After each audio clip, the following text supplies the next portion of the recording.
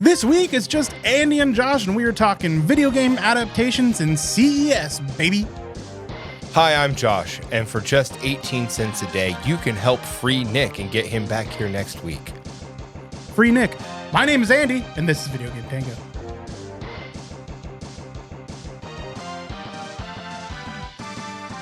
Well, hello, everybody. Welcome back. Welcome back to this mid-January edition of Video Game Tango. Is it mid? No, it's still. I guess it's early January, yeah, but we're past first week. We're past week one. We are. It is in the year of our Lord 2025. It's 2025, and we're 8 days into it. 8 days into it. For the live, for everybody listening to this right now, I'm sorry, you're 10 days into it. You're 10 days into it, and shit got weird. Like every day. I mean, I feel like that's been every day since, like, I don't know, the end of 2019. Yeah. Oh my God. Yeah. It's just like, oh, what's happening today? Ever since we lost California is Harambe. on fire Yep. for the fourth year in a row. You know, what are you gonna do? What are you gonna do? Well, hey guys, we are here to talk about some. We're gonna lighten the mood. Some gaming and some gaming adjacent stuff. Why don't we start with you, Josh? Yes. This week, CES is happening. The Consumer Electronics, something that starts with S. Show. See, it was something that starts with S. I Faux was right. show. I was right. There's a lot to talk about, and we are going to be covering all. That's kind of the whole thing that we're covering. But I am covering what I think is fun, and that's movies and TV show adaptations that are coming out this year. Woo! All right. They talked about it.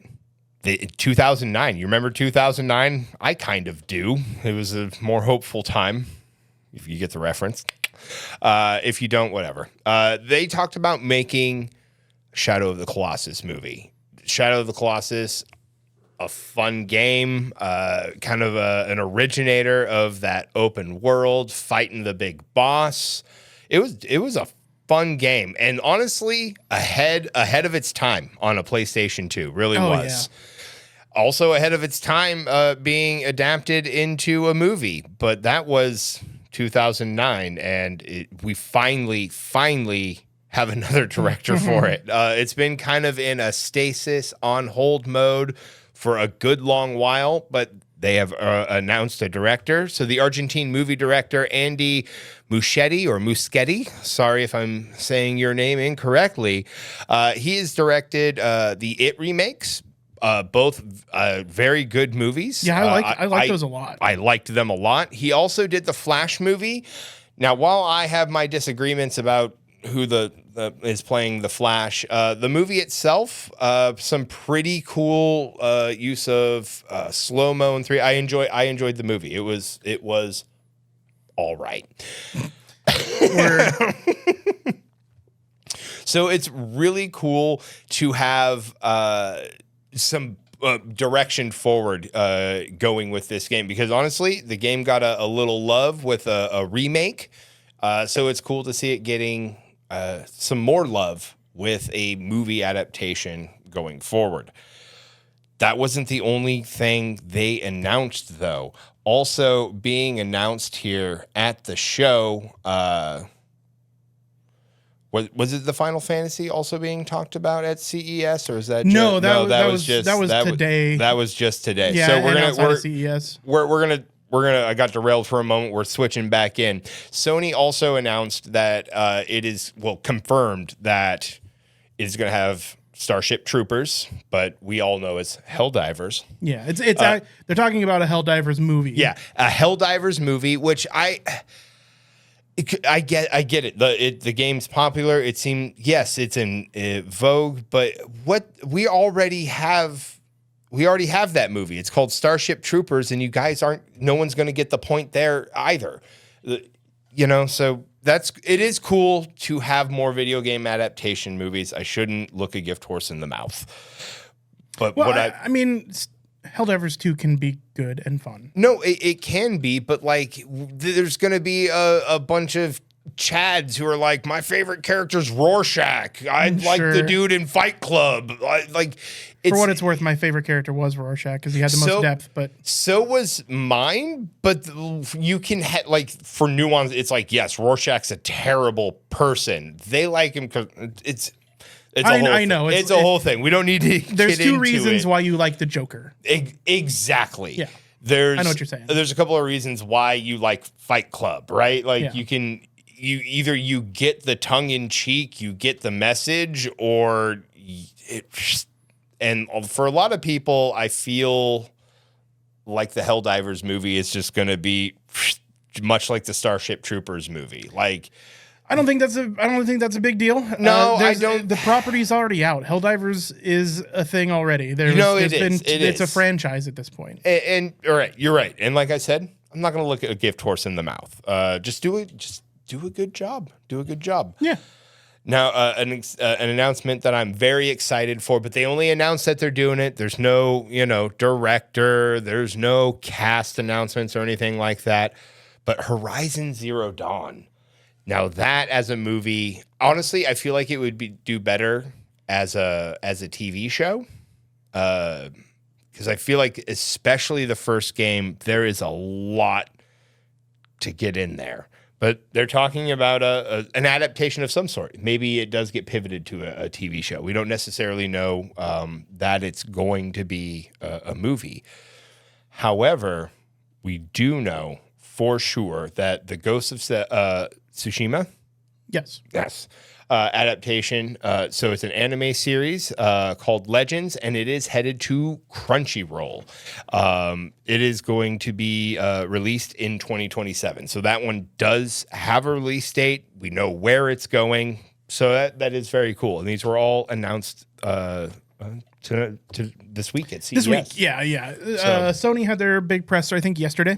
So that is definitely very cool. Now, in some adjacent news, how cool does a Final Fantasy VII movie sound?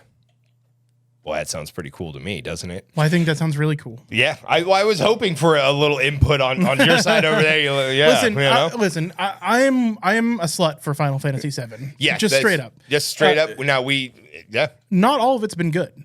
Sure. There was a game, Dirge of Cerberus, that came out on the PlayStation 2, a third-person shooter set in the Final Fantasy VII universe, starring one of the party members from the original Final Fantasy VII. Lukewarm, kind of mediocre. I also think, I'm sorry, but Crisis Core, the prequel to Final Fantasy VII, not great. I mean, honestly, Zack is a blank canvas, and Zack enjoyers are weird. There are people that like that character more than Cloud when Zack has less depth. I know a lot of people say Cloud has no depth, but that's not true. The second half of the game adds depth to Cloud everywhere. Sorry, I'm going on a tangent, but allow me to finish real quick. For sure. My point is that not everything Final Fantasy VII is great, but the original game is, the remake was, Rebirth is. So as long as it's mainline Final Fantasy VII, phenomenal. Right. No, it is, as far as JRPG series goes, it is the crown fucking jewel. No, I mean, you don't can argue that. And right now, people will. People will, and that's fine. That's what it's just, keep it friendly. Don't bring up your mom in the argument, and that'll be fine. Sorry, like the mom joke set me off there. But Final Fantasy VII right now, like you said, Rebirth and post-birth. Remake and Rebirth, yes. Remake and Rebirth. Super popular, especially with one of the remake already on Steam, already on PC, and Rebirth coming to PC really soon here. Now is the time, I think, for a movie, maybe a trilogy. Like we were talking earlier, you could do it Lord of the Rings style and really get it going here. So much so that the original game's director even went on a podcast to talk about how he also thinks the time is right for a movie to happen. Is it going to? Maybe not. Now he's talking. He was talking. We might see eventually see them on the big screen here, but he seemed hopeful. while there's no confirmations or anything, he did seem hopeful that we could get one. Now, Final Fantasy VII has already been on the big screen. Yeah, but it was Advent Children. Advent Children. It was a sequel to the events of Final Fantasy VII a few years after the events of Final Fantasy VII, and it was pretty good. It was pretty good, but I feel like the timing of it was wrong, right? Like not necessarily, because hype has always been for every PlayStation platform since PS1. There's been an expectation there would be a remake or a follow-up to Final Fantasy VII. Sure, but I mean, they just started getting it though. So I mean, yeah. Here's the thing: But I'm saying if they had released a game, like if the movie had come out when the game was coming out, sure. Like it would have been they feed off of each other. Yeah, I mean, I'm not saying that you're wrong. Yeah. It's just that there have been several times in the history of Final Fantasy VII that I think a game or a movie could coincide, not necessarily with a game, but with hype on it. Because like Absolutely. The PlayStation 3, one of the tech demos for the PlayStation 3 was the opening sequence to Final Fantasy VII remastered, right? In the graphics of the PS3. So, you could have made a movie in during that hype, but I do think right now is a good time to start thinking about a movie, being that you do have remake, you do have rebirth, you have another game coming out, and they are doing very well. They're meeting and beating expectations as far as sales from Square Enix. So I think the hype is there, and I think honestly. I think they're going to start milking this franchise pretty hard. I would honestly like to see a movie before I see some follow-up games. There are I wouldn't say hints, but I could see with some of the route they've taken, remake and rebirth, because they have done some stuff to those games. I could see them. It does lend to a more cinematic feel. No, I would say, well, yes, but I would.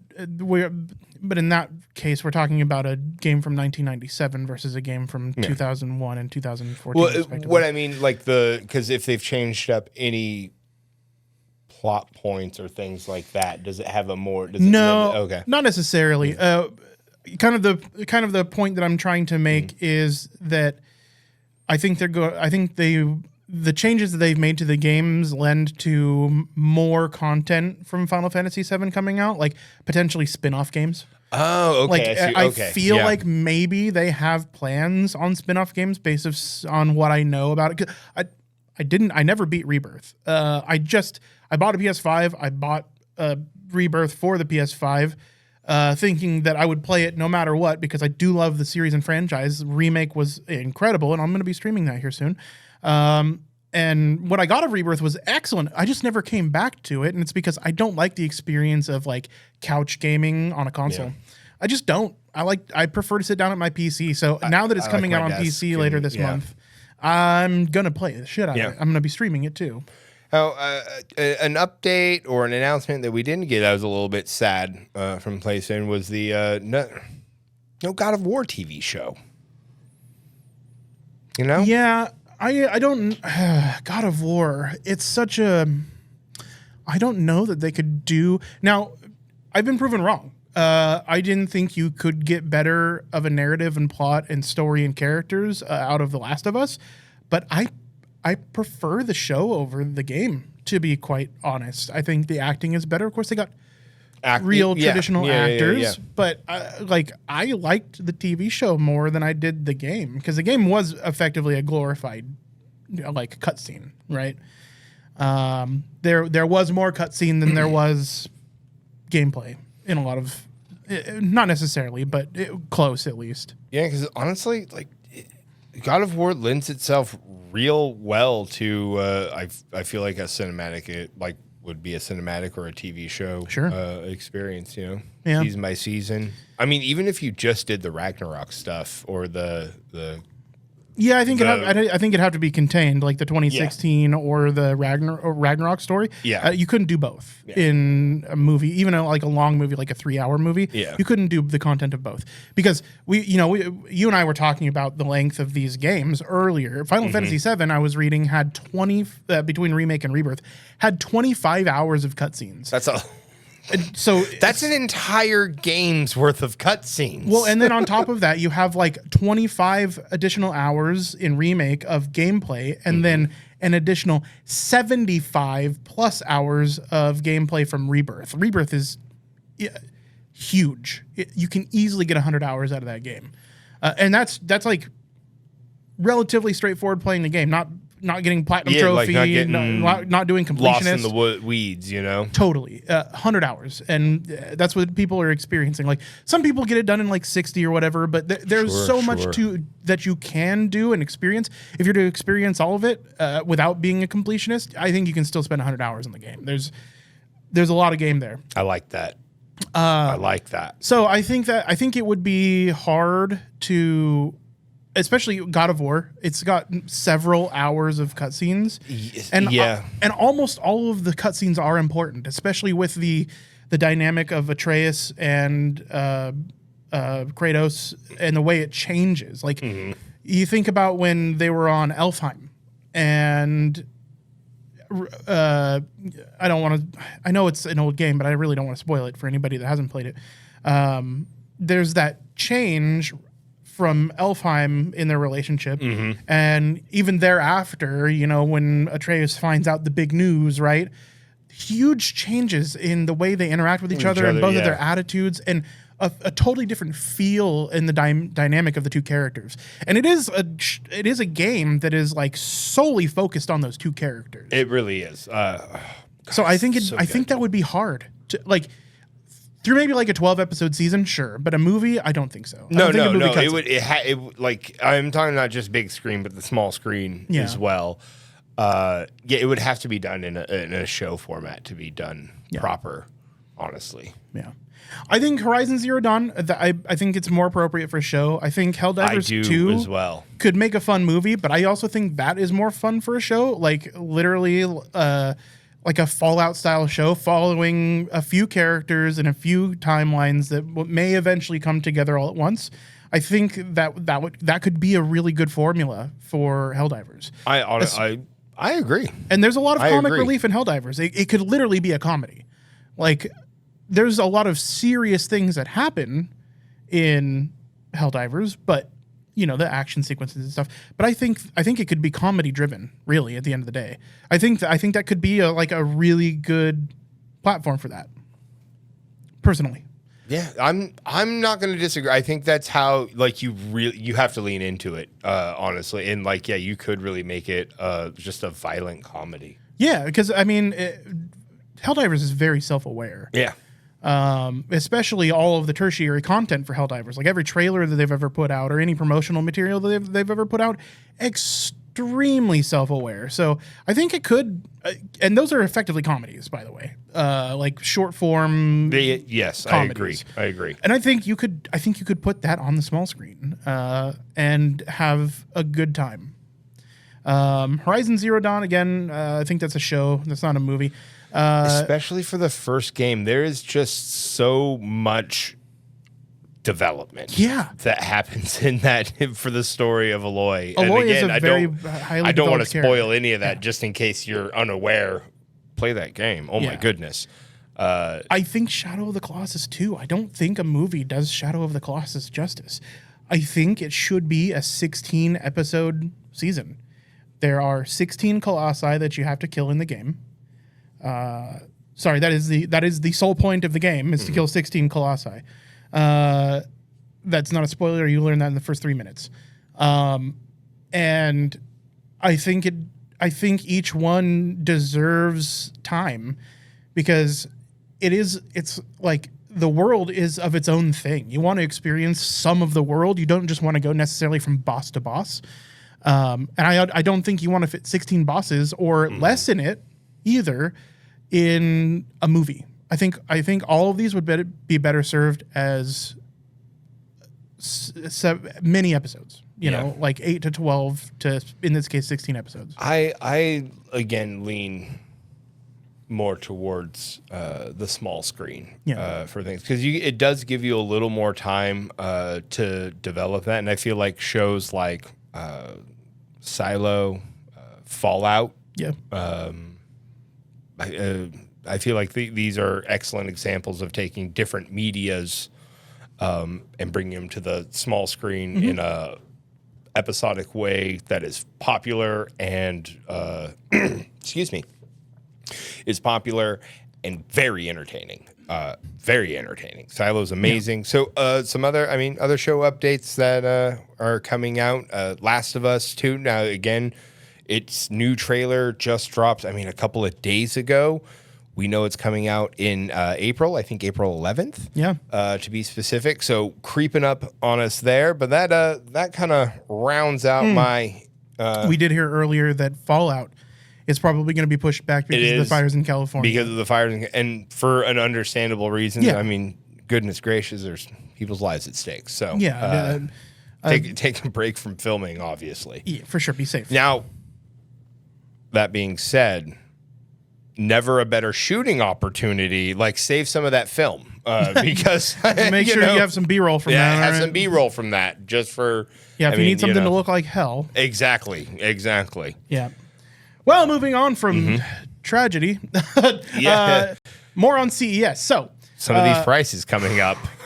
Yeah, well, sort of and kind of and tragedy definitely. Adjacent. Yes, tragic for your wallet for sure. So CES 2025 is on, and of course, Nvidia. I talked about it last week. The Nvidia CEO Jensen Huang was the keynote speaker for the opening of CES 2025. And of course, he announced a whole bunch of really lovely AI stuff. But mixed in with that AI stuff, because it drives AI and et cetera, we've got the first look at the 5000 series of graphics cards from Nvidia, RTX 5000 series. Okay, so some notable things is it does seem like the efficiency has been brought up from the 4000 series, which was brought up from the 3000 series. So as we get further into ray tracing, it seems like it is getting better in the efficiency space. They got the board down to a square board in the middle of a shroud, dual vapor chamber cooling. So you have two fans instead of just one flow-through cooler. These flow through as well. So it is a fan that brings in air and exhausts immediately out the back, and doesn't push forward air through the back of the chassis. It goes straight out the back of the graphics card, in and out very quickly, goes directly over the heat pipes. Now, Jensen Huang says that the engineering for this came almost exclusively from AI, which is interesting because NVIDIA has the world's best engineers, right? Like, as far as the GPU market goes, world class. They lead the world in compute. Mm-hmm. So really interesting there. So that's the 5090. I'm not sure what the in-house cooling solutions are going to be for the 5080, 5070 Ti, and the 5070, which they all announced. So real quick, just to make sure I understand this, both fans will both intake and exhaust air. Yes. Over the heat, over the heat pipes. So wow. So vapor chamber is heat pipes that have a wick and some liquid in it, and when it heats up, the water goes through the wick towards the furthest point, the coolest point, from the middle, and air goes over those, just much like a radiator, and then water recedes, and the whole thing is meant to draw all of the heat and dissipate it just like a radiator would. In fact, they don't refer to them necessarily as radiators. They call them heat sinks or heat stacks. But that's what a radiator is. It's a heat sink. Very similar in the way it works. So in one side, out the other in this case. Kind of. It looks like extreme thermal efficiency because these cards have been massive for years, especially since the 3000 series. Just that it would know to do that. Yeah. That's cool. That's cool. The size of these cards is impressive. Yeah, if you're not watching, he's holding it in his hand. It's a bit bigger than his hand, but he's holding it. It's still pretty big. It's like the size of like a 3060, right? But this is the Halo tier card. Yeah. The 3090 and the 4090 were respectively both 3.5 PCI slots in width. Mm-hmm. They had to be held by a 3-slot PCI Express bracket. That it's the first time that's ever happened from non-partner cards ever, and they are huge. Those things are massive. 3090 and 4090 are heavier than most laptops. Like, they're heavier than gaming laptops in some cases. They are probably bigger in volume than some gaming laptops, which is crazy. They're I can't express how massive they are. If you haven't held one, it's totally different between seeing one and holding one. It's kind of wild how efficient this thing's gotten, how small the PCB has gotten. So, of course, these are supposed to be faster and better than the previous generation in all aspects. But a few key notable details are going to be the 5090 is supposed to have 32 gigabytes of GDDR7, a 512 bit bus, which is double the 4090, a memory bandwidth of 1,792 gigabytes per second. We don't know how many AI processing or the AI processing units and speed yet. So that's measured in TOPS, but it's going to be the highest of the user class or of the non-professional class. Yeah. Although this is geared towards professionals for sure. Yeah. But the consumer class, like the amateur professional, the high end of the consumer class cards. Price is steep. 4090 came out at $1,499, and that was insane. Yeah, that's spendy. That's spendy. I was hoping to see the prices come down, even for the Halo tier cards. Unfortunately, they did not. The 4090 is launching at an MSRP of $1,999. The RTX 5080 has been announced as well. Oof. That is going to be $999. Okay. So that is equivalent to where the 4080 Super is right now. 4080 Super is MSRP $1,000. That took over the price point of the old 4080 non-Super, non-Ti of $999 launch price. So that's okay. I get it. Same price point. We're hitting the same price point. That's fine. That one does come with less VRAM, as you would assume, than the 5090. That one comes with 24 gigabytes. The RTX 5070 Ti was also announced. That comes out at 16 gigabytes. And then the RTX 5070 is announced also. That comes with 12 gigabytes. What Jensen Huang says during the keynote speech is that RTX 5070, there's a lot of numbers in this. The 5070 is going to be on par with performance from the 4090. Now, I severely doubt that. He may be able to say that on a spreadsheet based on gaming performance, but that is likely with their new super sampling that they're doing, dynamic resolution super sampling that they're doing. DLSS 4, which was announced at the same time that these cards were announced. And that's to be assumed ever since RTX started with the 2000 series, 3000 series, 4000 series, and 5000 series. We've gotten new DLSS in every generation. So this is the fourth generation of RTX. It's to be assumed that we were going to be getting DLSS 4. We are. That is with DLSS 4 turned on, that the gaming capabilities of this card are going to match 4090.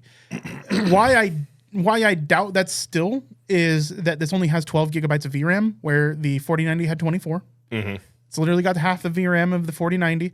So I think in gaming workloads, for the most part, it is probably going to be pretty close as long as you use RTX and DLSS 4. I think it's going to be pretty close to 4090 performer, but that is with those caveats. When it comes to the games that you just play regularly with rasterization or non-RTX or any other circumstance where you're not using DLSS 4, I don't think it's going to be that big of a jump, because there's another reason I think that is we haven't gotten any other stats other than the memory for the 5070, the 5070 Ti, and the RTX 5080.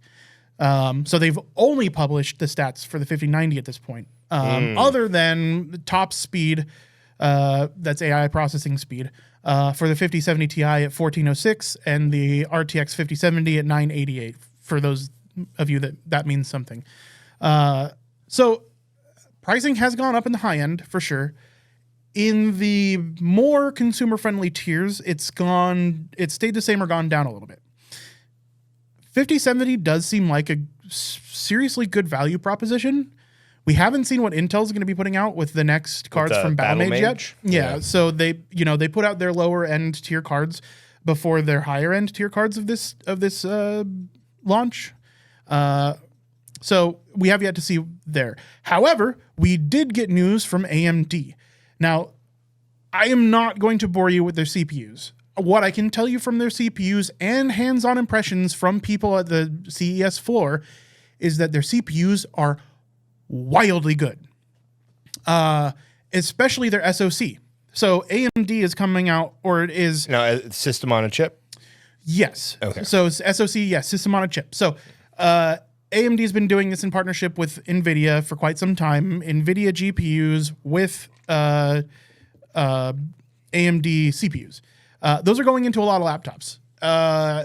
In fact, they have lots of laptops on the show floor that are super thin and light and feature 5090.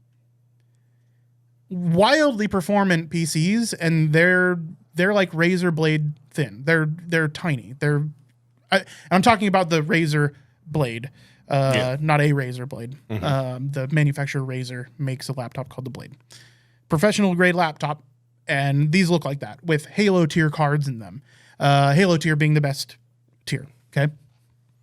So those SoCs are really good. However, they're not using the SoCs in these revisions. They're using desktop class mobile cards is what they're calling it. So the mobile chipsets can actually use desktop CPUs. So full fat desktop CPUs, because they've gotten the efficiency so good in the new AMD chips. So the new AMD chips are looking incredible. Intel's offerings just don't land anywhere on the grading scale here. But it's interesting. I think probably even more interesting than the graphics cards and the CPUs that have come out is what they're doing with different classifications. So there is board 1 and board 2 classifications for laptops going forward. And board 1 is going to be integrated graphics or SoC, and board 2 is going to be discrete CPU and discrete GPU, and in some cases desktop class CPU, and in some cases desktop class GPU. And the total the separation between the two is power envelope, or the power requirement to run these things at their full max potential.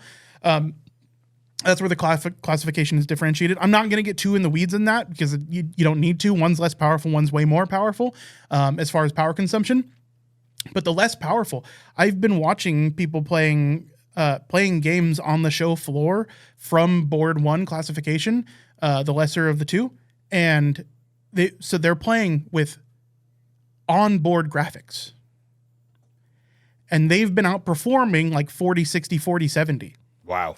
It's really fucking impressive. It's like wildly impressive. So we're talking ultra thin and lights that are capable of doing crazy good gaming, and as long as they have the required power and required cooling. And the miniaturization that's happening from AMD is fucking crazy. It really is. And the additional efficiency coming in from Nvidia is making it even more crazy. Honestly, it kind of shows with it exploding all over the handheld gaming market. Yeah, and we're going to get deep into handhelds real quick. That kind of makes sense now. All right. Yeah. So where Nvidia has desktop cards that are like, 550 watts, which is around the 5090 area. AMD said a little while ago that they weren't going to be pushing high-end desktop cards anymore, that they were going to be sticking to medium to low-end gaming cards because they just haven't been able to keep up with NVIDIA. NVIDIA is in a class of its own. As much as I like to shit on them for having way too expensive products, etc., they are at the forefront and they are pushing the envelope all the time. Yeah, all the time. Yeah, I mean, nobody has the R&D that NVIDIA has, especially now that they're the highest valuation company in the world. Yeah. Right? They've, like I was saying earlier, they have crazy good engineers and etc. What I'm annoyed about is that AMD has changed the naming scheme of their cards again for like the sixth generation in a row to something very akin to Nvidia. They announced the RX 9070 XT and the RX 9070. They've got 4,096 cores and 3,580 cores respectively. They're both 16 gigabyte cards. They're both 256 bus. They're both memory speeds of 20 gigabytes per second, and they both have memory bandwidths of 640 gigabytes per second. That just, I mean, we're talking about 640 gigabytes per second on their highest tier card that they're putting out versus the 5090, which has 1,792, right? It's got over 1,000 more gigabytes per second bus. So they're definitely in a lower class of cards, scraping at the 5070 heels. They do have a little bit more VRAM, and they are potentially going to be a little less expensive, but pricing hasn't been announced. And I think AMD was literally waiting for Nvidia to announce their pricing so they could do something competitive. Uncut it. Yeah. Yeah. Not by a lot. Right. But by a bit. And Intel's intention because is to undercut both of them. Well, launching before that the other teams had announcements, right? The ones AMD and Nvidia that were waiting for CES was to try and drive prices down. Yeah. Like, let's make sure their margins can't be as good. Yeah, exactly. Yeah. But unfortunately, I don't think Nvidia is impacted by the release of Battle Mage at all. No. They've got the name recognition and the tech. It just kind of is what it is. So, 2 graphics cards announced and a plethora of CPUs, SoCs, mobile chipsets. AMD is killing it in the CPU, APU, SoC market. They can't be beat. It means really good things, I think, coming forward for consoles and handhelds. So getting into handheld, actually, I need to talk about one more thing, NVIDIA. They did announce this week also that Project G Assist, an AI assistant for your RTX PC, is coming out for 4,000 series cards and later, so 4,000 series and 5,000 series. And it is going to do something pretty neat in bringing up, you can say, what's my FPS? It says your average FPS is 145.5. Here's a graph of that. So you can see the peaks and valleys of your performance and tune accordingly, or ask your AI companion to tune accordingly. So I think that's pretty neat. They are using their tensor cores for some pretty neat stuff. I think, it's basically ChatGPT for your video card. Okay. Which is pretty nice, but through the Nvidia app, because they're getting rid of GeForce Experience, it's becoming the Nvidia app, which I'm way about, especially seeing that they'll no longer require you to put in a login for GeForce or for the GeForce app. Really nice. So I'm glad to see that, but yeah, they're implementing an AI feature into your game, so you can even change the settings on the fly with AI, so they can monitor your game and you can get the best FPS or you can get the best fidelity out of it, which I think is cool. To me is like a healthy, good implementation of AI. That's what AI should be doing. Right. Yeah. So I think shouldn't it be stealing people's art? Right. We talk shit on AI a lot. Yeah. I use AI all the time. Like ChatGPT is my best friend now. Something like that, it kind of, I see it's, I definitely see its worth, but like, yeah. Yeah. But I think this is an ethical and good implementation of AI. Yeah, that's making your life easier. Yeah. That's what AI should be doing, is making our lives easier, not like forcing us out of listen, like pricing us out of jobs of being like actors and shit. Right. Like what? But I know what shaders are, and I understand the difference between ray tracing, RTX, DLSS, and I can never remember AMD's version of DLSS. Something super. It's also super sampling, but it's RFX or something like that. Anyways, I know all the differences on that stuff. Like when I see it in a menu, I know what to do for my setup typically, right? And how to maximize my FPS. I know less. Right. I have to look that shit up. I would say that just looking it up is a little bit helpful. Well, and it's just it's a little bit above what most people are willing to do. Yeah.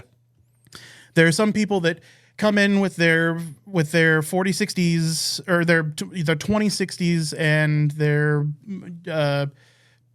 2700X CPUs and 8 gigabytes of RAM to where I work, and they say, well, my game is lagging, and I'm like, well, your game probably isn't lagging, or is it a drop in performance? Is it a drop in frames? When I can talk to a customer about that and get them to understand the difference between lag and FPS, it's almost always FPS, right? And I tell them, well, you have your game on max settings, dude. You can't do that. Yeah. You don't have the setup for that, right? The setup for that is another $1,000 easily on top of what you already have. So like, temper expectations a little bit. But people don't get that. They want the best of the best out of their machine. So for AI to just be able to plop the settings in and be like, "Yep, this is where it's at, dude. You got this." I think that's a really good implementation. That's helpful. AI. Yeah, that's totally helpful. Yeah. So let's go back to SoCs and CPUs and handhelds. Man, oh man, it was. It's been a week for handhelds. So I just want to say I was right. I was right all along. Handhelds are the future. They're taking off, and I'm not saying that they're replacing your desktop anytime soon, but I am saying that they're supplementary to your gaming laptops for sure, and maybe even in some cases desktops. And mom finds that a $349 price point instead of $1,500 for a gaming computer is just a little bit more accessible. SteamOS is going beyond the Steam Deck. This article comes straight from Valve, and they've talked about it at CES. So the Lenovo Legion Go S, the one that we talked about last week, is getting SteamOS. On top of that, I am going to let a YouTube video play for just a little bit so we can listen to it. Just a couple minutes here. There's an interview. We talked about, what's his name? Pierre-Loup Griffai? I'm not sure. However you pronounce his last name. We talked a little bit about him last week. I looked up his LinkedIn to see exactly who he was. He is an engineer at Valve who has been working almost exclusively on the Steam Deck now for the last 6 years. And he is one of the heads of the project. We have an interview between PC World and him that I would like you to listen to for just a few minutes, talking about the future of SteamOS and the future of a Steam set-top box and or console and or Steam Deck 2.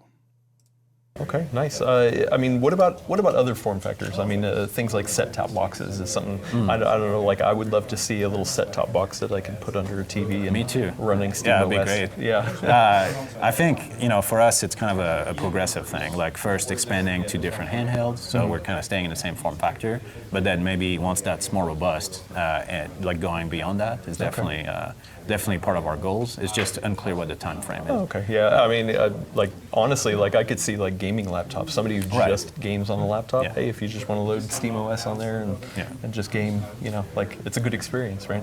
I mean, in truth, a lot of that work has already been happening behind the scenes, right? So if you look at the build of SteamOS that exists today compared to, say, last year, you're already going to have quite a bit better experience if you just load it on a PC with, for example, AMD graphics. Okay. We're still working on expanding hardware support and things like that. But if you load it on your PC right now, the experience today is going to be quite a bit better than it was last year, and it's just going to keep getting better as we do that work behind the scenes. Is this going to have to slow down validation time? Because now you're not just validating against the Steam Deck, you're going to have to validate against other devices. Right. So they've said a couple things that I want to clarify. So as far as what they're talking about right now, because they're using the hardcorest of nerd terms that they can, is the set-top boxes. We're talking about a console. Yes. And he alludes to the fact that they may look into that because it's already, while it's not part of their game plan, the work that they're already doing gets them most of the way there. Yeah. Right. They just have to commit to a hardware solution to put SteamOS on to get in your living room. Right. But he quickly circumvents that and talks about SteamOS as a whole. And SteamOS as a whole, he's talking about how you can just put it on your desktop right now, and it is vastly improved over the last experience you may have had with it last year. Or if you've never experienced it, it is a full-fledged operating system, and it just kind of works, right? It's like using Steam Big Picture mode all the time. But it has a browser. You can download Chrome through Steam.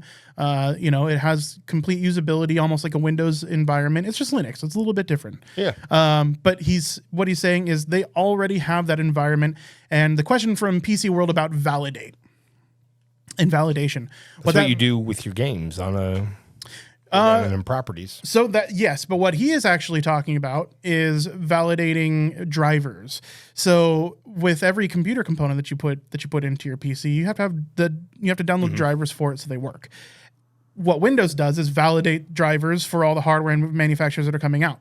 Valve is responsible for doing that for SteamOS, though, right? Okay, that makes so sense. they do have a smaller team to do so they can validate less hardware as it comes in.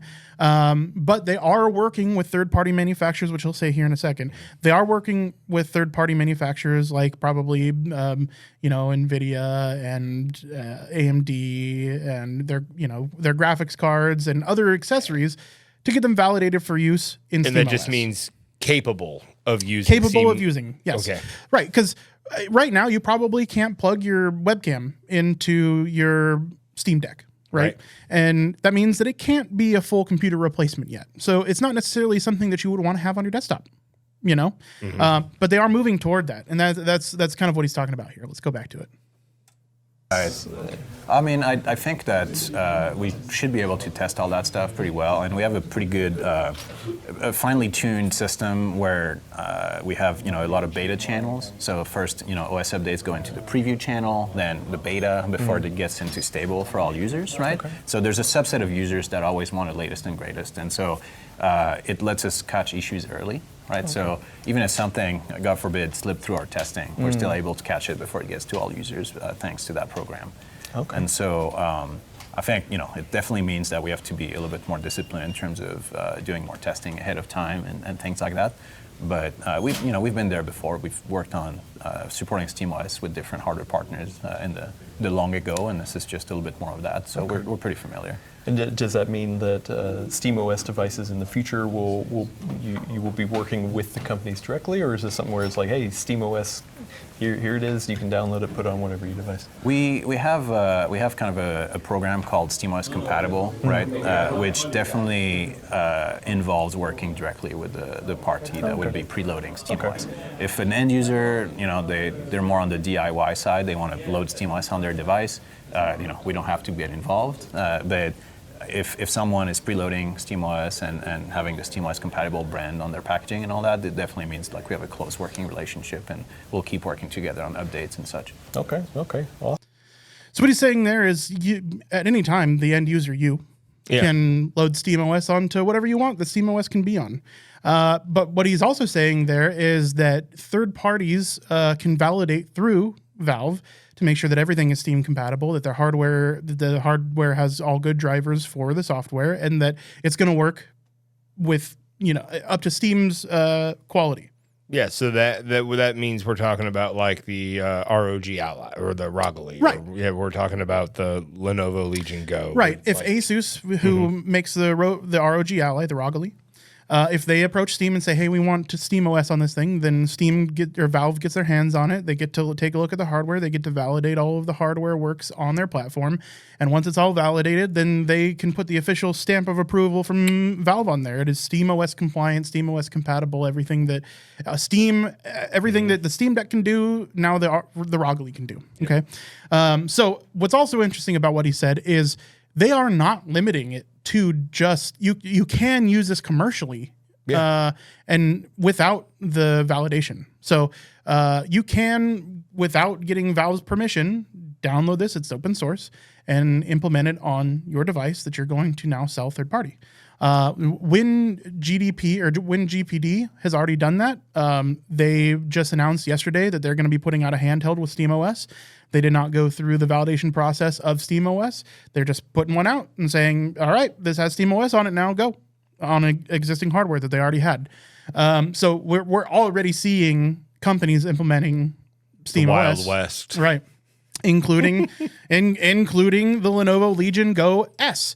Aside from SteamOS and the Steam Deck and nothing Steam or Valve involved, we have so many announcements for so many new handhelds. It's absolutely bananas. So we've got the Nitro Blaze 7 from Acer. We've got the Nitro Blaze 11 from Acer, which, yes, those numbers do denote screen size. The 7 has a 7-inch display, and the 11 has an 11-inch display. Good Lord. We had a short discussion about how these things were potentially going to be getting too big. And I think at 11 inches, we're Just about there. on the fence. I'm on the fence about that one. Yeah. I think, personally, I don't think that's the one I'd buy. I think it is a little bit too big. But, you know, there's going to be some difference of opinion. Up on screen right now, I'll, of course, have links in the show notes. You can go check those out at videogametango.com. I have the 7-inch on the left and the 11-inch on the right, and the size disparity is pretty big. It's, it's 4 inches. It's pretty substantial. That's 4 inches That's diagonally. what I say all the time. That 4 inches is substantial. It's substantial. On top of that, not only did we get the Lenovo Legion Go S, we got the Lenovo Legion Go 2, which, good God. Okay, so we already have the Go S. We have the Go 2. Or no, we have, we have the Go S Steam Edition. We have the Go S Windows. And then we have the Go 2, which is their larger form factor with removable hands, just like Joy-Cons on the Nintendo Switch. So you can plop down your display, you know, put it on its kickstand and use the controllers detached. It's really cool. I liked the design. I didn't find it super comfortable in the hand. It's a little bit heavy, especially with a nearly 8-inch display for the Lenovo Legion Go. The Go 2 is pretty cool. It does all of the same stuff, but has longer battery life and a better display. We also have the MSI Claw A1M, which is going to be MSI's new handheld. On top of that, I don't have any footage for it or anything for you guys, unfortunately for you watchers. But we're also getting another one from, who was it? From Zotac. Zotac is putting out a handheld as well. Zotac being known as mostly a graphics card manufacturer. Everybody's getting in on this game. So we have all of the most serious gaming peripheral guys in on it, and we have a graphics card manufacturer getting in on this. On top of Valve's ultra performant and successful Steam Deck. So you are going to have so much choice. We always talk about how competition is a good thing in any space, and this one being a new burgeoning niche space, of course, we're going to see everybody trying their hand in it and trying to be the winner of the space. We'll probably have fewer options in the future, but for right now, the world's kind of your oyster. It's awesome. And like, look at some of those price points at getting in on some on this top tier level gaming. This is awesome. That's exactly what competition breeds. Yeah, I mean, even the ROG Ally has 2 revisions now. They have the ROG Ally. They have multiple SKUs of the ROG Ally, and they have the ROG Ally Ultimate. I don't remember. There is a new version of the ROG Ally that came out. And it is a little bit more performant than the old ones. Everybody's using a mix of Qualcomm parts, Intel parts, and AMD. Some are AMD, like the Steam Deck. Some are Qualcomm, like there's another one that I was going to show off. But I think I actually closed my window, unfortunately. I did. There's another one coming from another company. It's going to be a streaming device, so it's not going to be like on device. It's going to be a network streamer, kind of like the PlayStation Portable. But it's, that's still valid. It still works over Wi-Fi, low latency. That's great. Yeah. Just more and more and more options. Like clearly, the handheld gaming device scene is really opening up. Yeah, and I have to feel like it comes down to that price point. It's the price point and the availability of it. It's right. It's king right now. Maybe the zeitgeist changes in 3 to 5 years, but right now handheld gaming is more popular than ever. Well, yeah, and it's not even new. I mean, at No. this point, it's 2.5, 3 years old, and it's more competition is entering the space, meaning that these things have to be selling. Yeah. Nobody's publishing their sales figures for these things, unfortunately. It's always estimated. You could look at some like the Financial Times and see profits for these companies in their market, but like it's all extrapolation, right? We don't actually have sales figures from all of these companies. Every company wouldn't be doing it if it wasn't making money. It clearly is. Yeah, 100%. That even though we don't have the numbers, and you can say, well, maybe it's going to be a big loss, but right now, the reason they're whole hog into it is because it's going to make money. That's what the projection is. Yeah. And on top of everybody getting in the space, not everything has to be fucking Windows now. Yeah, that's exciting. Yeah.